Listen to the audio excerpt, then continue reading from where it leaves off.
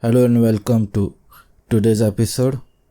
Uh, Trying out new mic settings. I hope this works because otherwise I'll have to buy a new microphone, which I don't want to do. So this is going to be a technology episode. First technology episode in like real long time because I've been covering geopolitics so much and there's not much happening right now. At least there's not much happening that's newsworthy.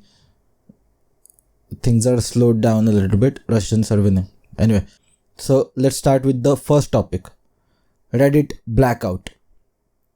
Reddit announced new API prices, meaning anyone who wants to access information on Reddit have to pay a lot of money. First of all, what is Reddit? For those who don't know, it is a social media website just like YouTube, Twitter, Instagram. YouTube specializes in videos, Instagram specializes in photos, Reddit specializes in communities. These communities are called subreddits. There are communities, aka subreddits, for everything. For your favorite city, for your favorite topic, for your favorite sports, for your favorite brand. Like for Apple, for Android, for all politics, for all sports, for all everything. If there is a popular topic and if there are many people that are interested in it, then there's probably a subreddit for that topic. The developer of third-party app Apollo said he would have to pay Reddit $20 million a year according to these new API prices. Third-party Reddit apps make Reddit usable because official Reddit app has a terrible user experience. So if you want to have a good experience while browsing Reddit, you need to use a third-party app. And because of the new pricing, these apps would be forced to shut down. There was a lot of drama between Reddit CEO Steve Huffman and Apollo developer Christian Selig. It becomes obvious that Huffman is trying to malign Selig through various internal leaks, recorded phone calls, and public interviews. Thousands of subreddits went dark starting from June 12 to protest these prices that would end third-party apps. That's how bad official Reddit app is for some reason. And it wasn't even official Reddit app. It was I think called Alien Blue or Reddit Blue, something like that. Reddit bought that app and then just slapped their own logo on it, basically. Subreddits going dark means people cannot post things on them or cannot view them. However, there's no change so far, and those blackouts are now extended by moderators of subreddits. Moderators handle these subreddits, kind of like group admin on WhatsApp. Reddit was threatening to remove all moderators who are extending indefinite blackout. Most of the subreddits are open. Only a small number of subreddits are continuing the blackout. So this is a social media app drama. Reddit is going public now, which means people can buy stocks of Reddit now, as in very soon. I think this year. So they probably want to increase their revenue. They want to look good before their IPO. I think what they should have done, there's a regular Reddit and there's a premium Reddit, just like YouTube and YouTube Premium. I think the premium Reddit gives a lot of benefits and it removes ads. On the third-party apps, most of the third-party apps, ads are removed by default and you can just buy those third-party apps once. Whereas for Reddit Premium, you have to pay monthly. So I think what Reddit should do is make third-party apps available only for the Reddit Premium users and charge the same amount. So Reddit will charge that same amount per user, per Reddit Premium third-party app user, as just the same amount for regular Reddit Premium users. which is like $10 a month or something like that. And what they can do is keep those third-party apps open. I think this will be a win-win scenario for Reddit and for third-party apps. Third-party apps can continue and offer customized Reddit experience, and Reddit can continue making money on those apps. Of course, third-party apps will lose a lot of users because they just paid one time, and for Reddit Premium they'll have to pay monthly fee, subscription fee, and there are going to be some losers. But for third-party apps in general and for Reddit, I think allowing third-party apps for only Reddit Premium users will probably be a win-win scenario. Next topic. So last week I talked about game porting toolkit from Apple and compared it to Proton from Valve. Turns out it's just for software developers and not for regular users. Makes sense. They announced it in their developer conference called WWDC. Game developers can check how well can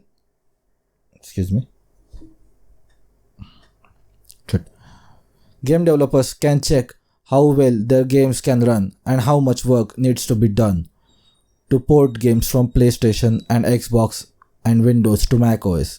Then they can plan accordingly. It's better than nothing, I guess. Like I said in my last episode, gaming is one of the reasons why Mac isn't as dominant in the premium computers market as iPhone is in premium smartphone market. If Apple figures it out, there won't be a reason for many people to stay in an abusive relationship with Microsoft Windows. But it appears this is bare minimum, and don't be optimistic about Apple gaming anytime soon. This game porting toolkit appears to be just a repackaging of the open source stuff that's out there, and Apple is just slapping the logo on it. This is what I've heard. Don't quote me on that, don't sue me for that, but this is what I've heard. I think this is a big problem for here's a big problem for any of the new game seller or game platform. This is the same problem that Google Stadia faced. That is, most people already have their games on a certain platform, on a certain app store. So if you use Xbox, you probably have a lot of games on the Xbox app store, whatever they have. If you use PlayStation, you have an app store for PlayStation where you have purchased all these games. If you use Windows for your gaming, then you probably use Steam from Valve, the same company that developed Proton. So no one has games. No, at least most people don't have games purchased and on the Mac game store or any of the third-party game stores on Mac. Mac users mostly use PlayStation or Xbox for their gaming needs, or they have a custom PC just for gaming. So this is going to be a challenge for Apple even if they really try real hard, because gamers are not going to switch platforms like that. Because if they do, what happens to their existing library, right? So if you use PlayStation or Xbox or Valve and you want to switch to macOS, you need that PlayStation or Xbox or Steam store, whatever the stores are, on macOS. You need to be able to transfer your games from one platform to another. I think that is the biggest challenge for Apple's gaming efforts on Mac. And I don't think Apple has those incentives because, like I've said, the previous episodes, wasn't the last episode, but I think many episodes ago, but I'll say it again. Apple makes most of their gaming revenue on iPhone and on iPad. mostly on iPhone, because of the all the transactions, all the premium stuff, all the purchasing that happens on games on iPhone. It's processed on the App Store, on the Apple App Store. So Apple does not make a single game, or at least they have one or two, very few games, but they make one of the highest amounts of money. I think I don't know how to phrase it correctly. They're one of the biggest earners on gaming without making much games like PlayStation or Xbox or whatever. But they earn a lot of money on games just by the Apple App Store processing on the iPhone. So they don't have incentives. The market is rigged against them.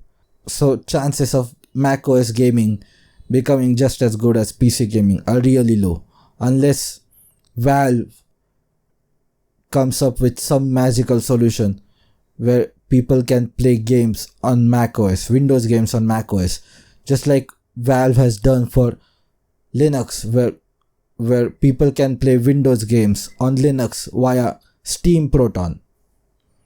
So Steam Neutron or Steam Electron or something like that will probably make macOS gaming reality.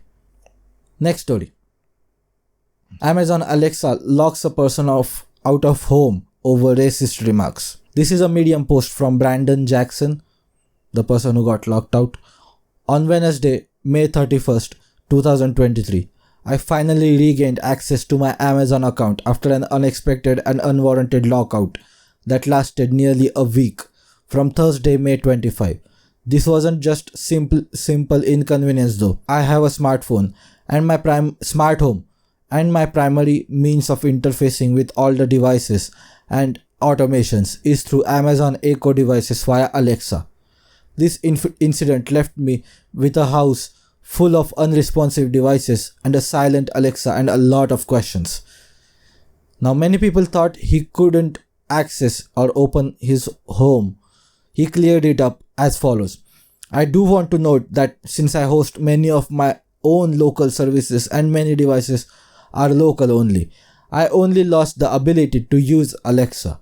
My home was fine as I just used Siri or locally hosted dashboard if I wanted to change a light's color or something of that nature. However, this was a huge overreaction and I'm hoping we as consumers get more protections and will truly be able to own our devices. This was one of my early episodes, but I'll cover it after this whole Medium post is read by me. Unpacking the cause. The sequence of events that led to this digital exile began innocuously enough. A package was delivered to my house on Wednesday, May 24, and everything seemed fine. The following day, however, I found that my Echo Show had signed out and I was unable to interact with my smart home devices. My initial assumption was someone might have attempted to access my account repeatedly, triggering a lockout.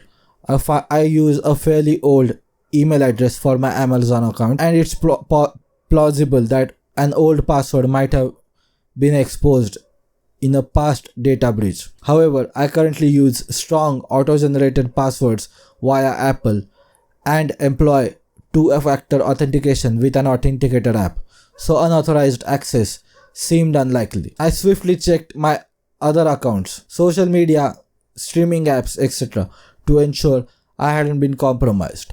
All seemed normal, with no flood of notifications from Microsoft Authenticator that would indicate an attempted breach. Puzzled, I followed the advice of the Amazon app and dialed the customer service number it provided. That's when things began to take a surreal turn. An unexpected accusation. The representative told me I should have received an email, which I indeed found in my inbox. It was from an executive at Amazon. As I dialed the number provided in the email, I half wondered if Amazon was experiencing some issues and I was unwittingly falling into a scam.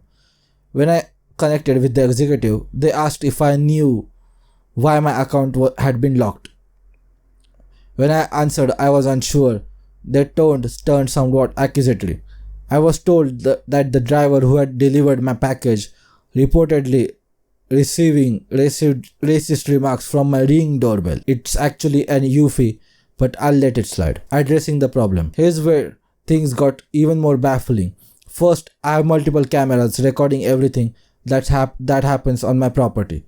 If the driver's claims were accurate, I could easily verify them with video footage. Second, most delivery drivers in my area share the same race as me and my family.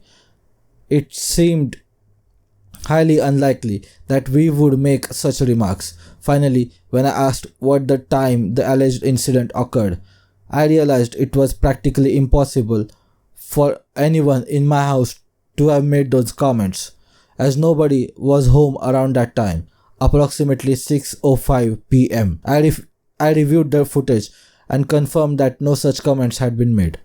Instead, the Eufy doorbell had issued an automated response. "Excuse me, can I help you?" The driver, who was walking away and wearing headphones, must have misinterpreted the message. Nevertheless, by the following day, my Amazon account was locked and all my Echo devices were logged out. Let me be clear. I fully support Amazon taking measures to ensure the safety of the drivers. However, I question why my entire smart home system had to be rendered unusable during the internal investigation. Clarification: I wrote this from the perspective of the average user. My entire system was fine, but only due to me self-hosting many services, and that should not have to be the norm expected of everyone. It seemed more sensible to impose a temporary delivery restriction or purchasing ban on my account. Submitting video evidence from multiple angles right after my initial call with the executive appeared to have little impact on their decision to disable my account. The fallout. This incident has led me to question my relationship with Amazon. After nearly a decade of loyalty, I've been given a harsh reminder that a misunderstanding can lead to such drastic measures. It seems more reasonable to handle such issues in a more compartmentalized way, rather than a blanket shutdown of all services. Due to this experience, I am seriously considering discontinuing my use of Amazon Echo devices and will caution others about this incident. This ordeal had made a case for a more personalized home assistant system, perhaps utilizing Raspberry Pi devices scattered around the house. The resolution. Despite promptly submitting video evidence immediately upon learning of the issue, my account remained locked. The timing couldn't have been worse. The onset of Memorial Day weekend was approaching, and I was keen to resolve the issue before the long weekend. However, despite numerous calls and emails, it wasn't until Friday afternoon that I received confirmation that the investigation had started. I was told to expect a response within 2 business days, meaning not until Tuesday of the following week at the earliest. In the end, my account was unlocked on Wednesday, with no follow-up email to inform me of the resolution. This incident stands as a stark reminder of the need for a better customer service and a more nuanced approach to incident management.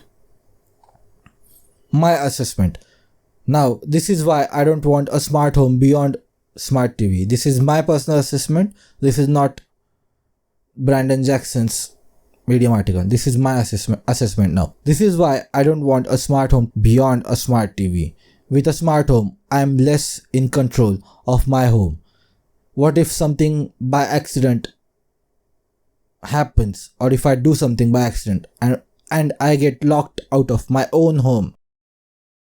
What can I do if I violate some terms of conditions of Amazon or Google or Apple and my entire account is deleted, and the only way then to enter my home is through brute force? What happens if someone hacks my account and starts controlling my smart home? This is why I'm hesitant to have a smart home beyond smart TV. It is a little hard to have a self-hosted solution like the individual here has. There are some custom smart home solutions, but they cost a lot of money. There are some smart home solutions that offer manual physical functions override, like a regular physical key for a smart door or smart lock, or a smart AC with a remote and physical buttons. But what do you guys think? Do you have a smart home? Do you want a smart home? What kind of smart home solution would you have, if any? Next story. Google domains shut down. Another day, another Google product shut down. Here's an excerpt from 9 to 5. Google. In an unexpected announcement today, Google Domains is winding down following a transition period with Squarespace taking over the business and assets. Squarespace announced today that it entered into a definitive asset purchase agreement with Google, whereby Squarespace will acquire the assets associated with Google Domains business. This includes approximately 10 million domains hosted on Google Domains spread across millions of customers. The question everyone's asking, what Google product can we expect not to shut down? I'll try to answer. Search, of course, YouTube, Gmail, Google Maps, Google Chrome, and Android. Every other Google product is unreliable.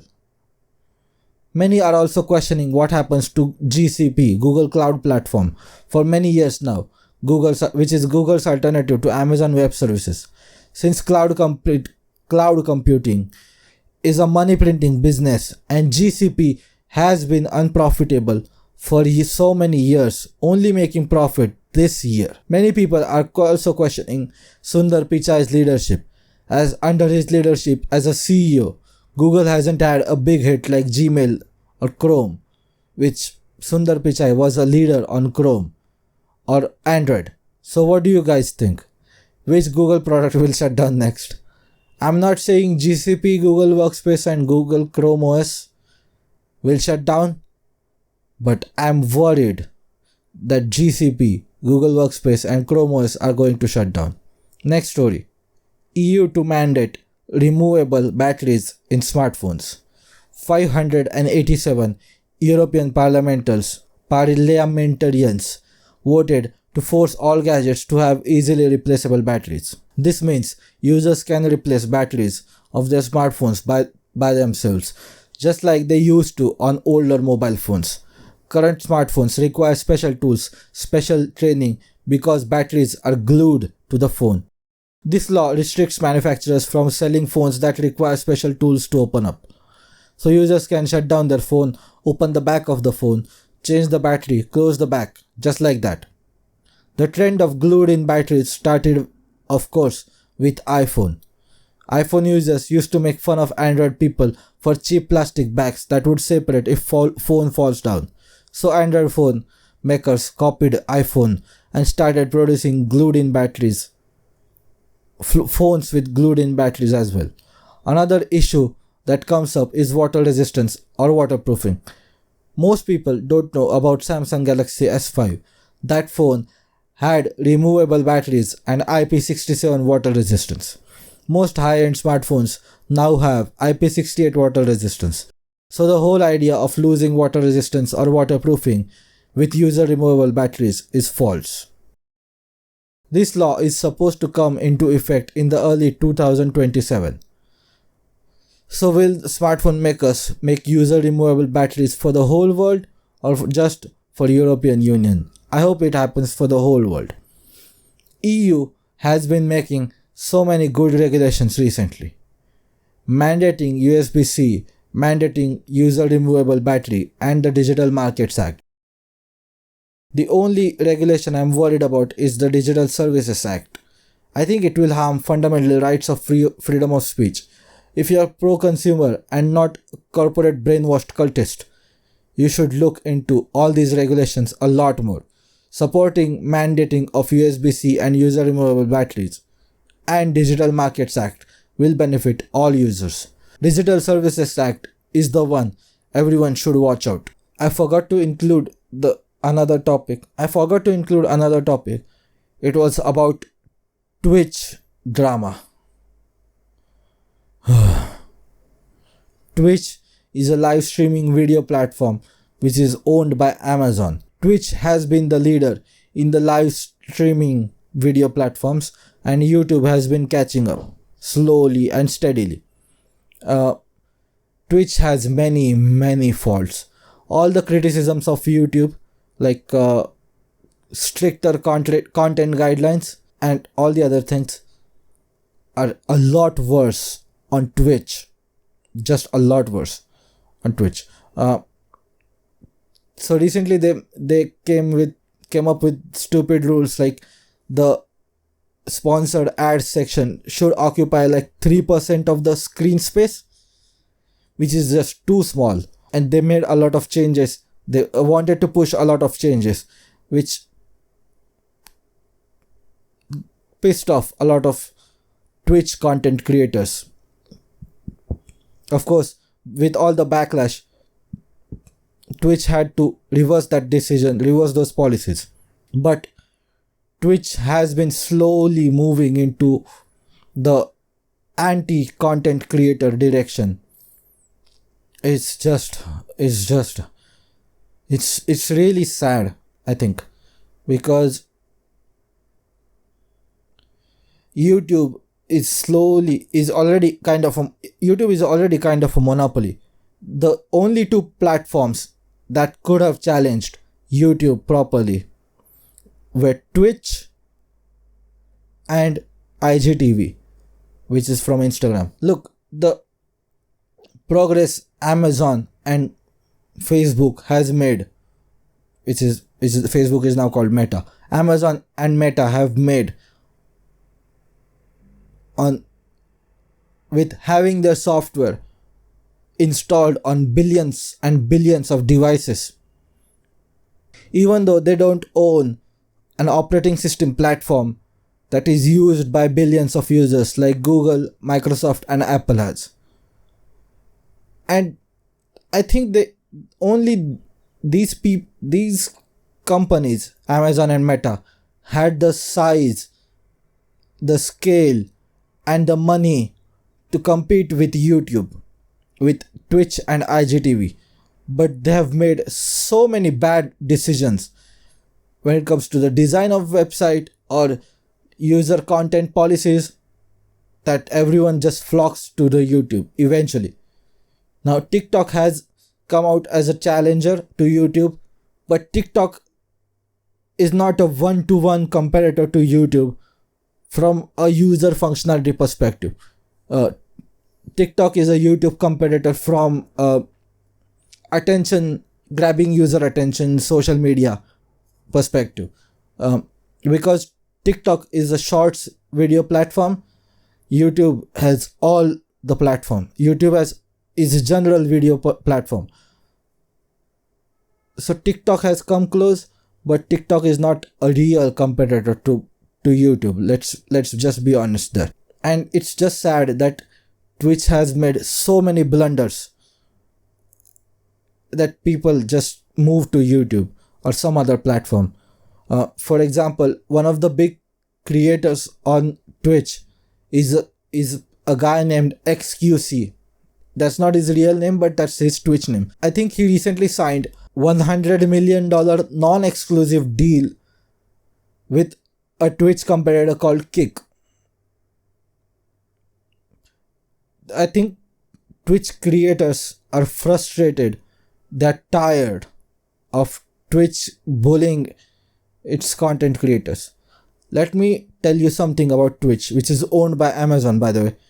Let me tell you something to the Twitch moderators and policymakers. Twitch content creators are not Amazon employees. They are not Amazon warehouse workers. They are independent business owners. They are partners. You call them partners, you should treat them like partners.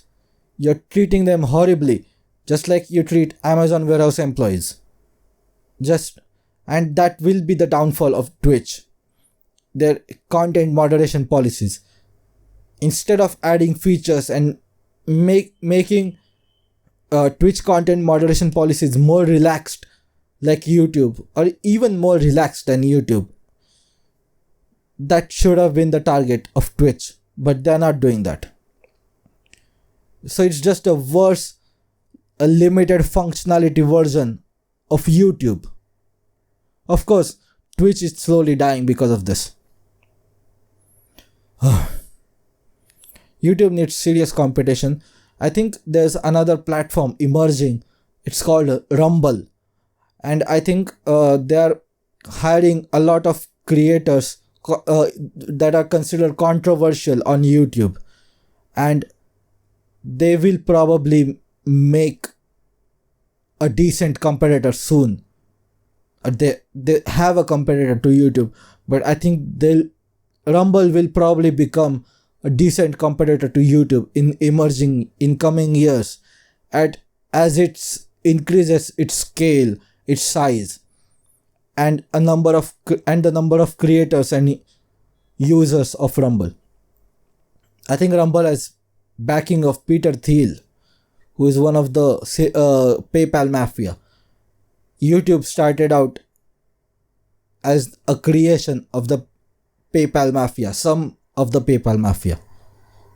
And I think probably only another PayPal mafia can become a competitor, can bring out a competitor to YouTube.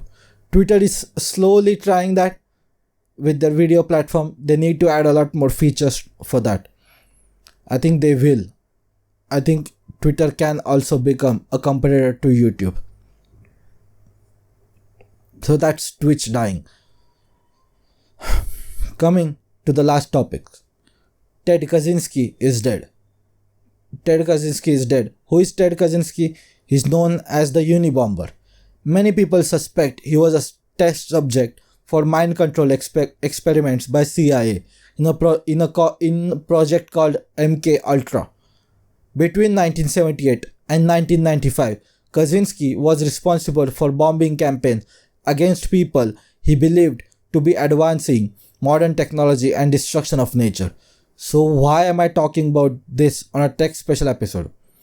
He is known for his manifesto, aka the Unabomber Manifesto. It is called Industrial Society and Its Future. Here is a summary on Wikipedia of the Unabomber Manifesto. Industrial society and its future begins with Kaczynski's assertion: the Industrial Revolution and its consequences have been a disaster for human race. He wrote that technology has had a destabilizing effect on society, has made life unfulfilling, and has caused widespread psychological suffering. Kaczynski argued that most people spend their time engaged in useless pursuits because of technological advances. He called these surrogate activities, wherein people strive towards artificial goals, including scientific work, consumption of environment, political activism, and following sports teams. He predicted that further technological advances would lead to extensive human genetic engineering and that human beings would be adjusted to meet the needs of social systems rather than vice versa. Kaczynski stated that technological progress can be stopped, in contrast to the viewpoint of people who, he said, understand technology's negative effects, yet passively accept technology as inevitable. He called for a return to primitivist lifestyles. Kaczynski's critiques of civilization bore some similarities to anarcho-primitivism, but he rejected and criticized anarcho-primitivist views. Kaczynski argued that the erosion of human freedom is a natural product of an industrial society because, in his words, the system has to regulate human behavior closely in order to function, and that reform of the system is impossible, as drastic changes to it would not be implemented because of the disruption to the system. Because of the disruption of the system. He said that system has not yet fully achieved control over all human behavior and is in the midst of struggle to gain that control. Kaczynski predicted that the system would break down if it cannot achieve significant control, and that it is likely this issue would be decided within the next 40 to 100 years. He stated that the task of those who oppose industrial society is to promote social stress within and upon the society and to propagate an anti-technology view ideology, one that offers the counter-ideal of nature. Kaczynski added that a revolution would be possible only when industrial society is sufficiently unstable. A significant portion of the document is dedicated to discussing left-wing politics, with Kaczynski attributing many of society's issues to leftists. He defined leftists as mainly socialists, collectivists, politically correct types, feminists, gay and disability activists, animal rights activists, and the like. He believed that over-socialization and feelings of inferiority are primary drivers of leftism, and derided it as one of the most widespread manifestations of the craziness of our world. Kaczynski added that the type of movement he envisioned must be anti-leftist and refrain from collaboration with leftists, as, in his view, leftism is in the long run inconsistent with wild nature, with human freedom, and with the elimination of modern technology. Although Kaczynski and his manifesto has been embraced by eco-fascists, he rejected fascism, including those whom he described to as the eco-fascists, describing eco-fascism as an aberrant branch of leftism. In Eco-Fascism, an abhorrent branch of leftism, he wrote, "The true anti-tech movement rejects every form of racism and ethnocentrism. This has nothing to do with tolerance, diversity, pluralism, multiculturalism, equality, or social justice. The rejection of racism and ethnocentrism is purely and simply a cardinal point of strategy." Kaczynski wrote that he considered fascism a kook ideology and Nazism as evil. Kaczynski never tried to align himself with the far right at any point before or after his arrest. He also criticized conservatives, describing them as fools who whine about the decay of traditional values, yet enthusiastically support technological progress and economic growth, things that he argues have led to this decay. Here's a contemporary reception. James Q. Wilson in 1998 New York Times op-ed wrote, "If it is the work of a madman, then the writings of many political philosophers, John Jacques Rousseau, Thomas Paine, Karl Marx, are scarcely more sane." He added, "The Unabomber does not like socialization, technology, leftist political causes, or conservative attitudes.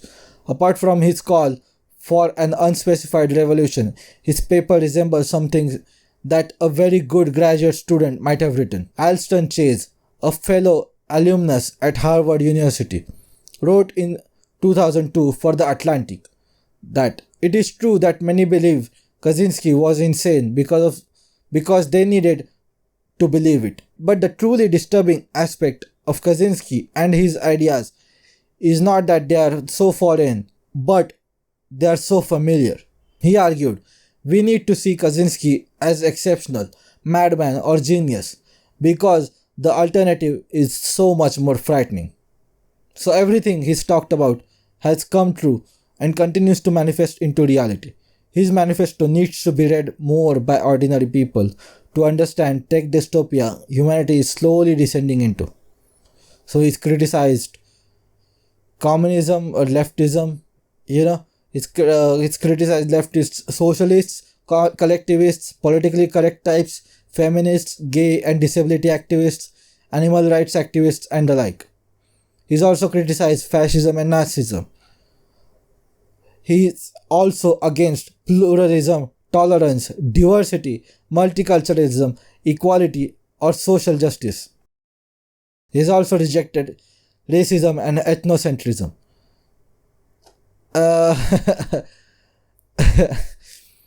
He's also criticized eco-fascists, the climate change activists. Is he really insane? He's criticizing all these people. He's also criticized conservatives for supporting technological progress and economic growth, which lead to conservative decline. He's criticized them as fools who whine about decay of traditional values, yet enthusiastically support technological progress and economic growth, things he argues have led to this decay. Is he really insane though? Is he? I think if you're against all the, if you're against all this tolerance, diversity, pluralism, multiculturalism, equality, social justice, eco-fascists,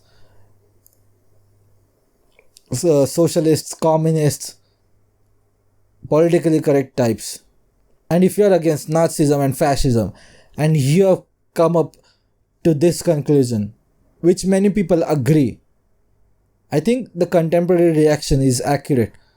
The Alston Chase from the Atlantic, he argued, we need to see Kaczynski as exceptional madman or genius because the alternative is so much more frightening. I've put the Unabomber manifesto in my reading list, in my reading wish list. I've read the summaries, I've read bits of it online, but I want to read it completely. Complete. The Industrial Society and its Future. The Unabomber manifesto. I'm going to read it because it is fascinating. And all the tech dystopia that we are seeing slowly the human civilization descend into, I think more people should at least read the manifesto. I don't agree with his methods, the bombing and all that. I don't endorse violence, but I think many people need to read that manifesto. So anyway, that's it for today. Thank you so much for tuning in, and I'll see you guys soon.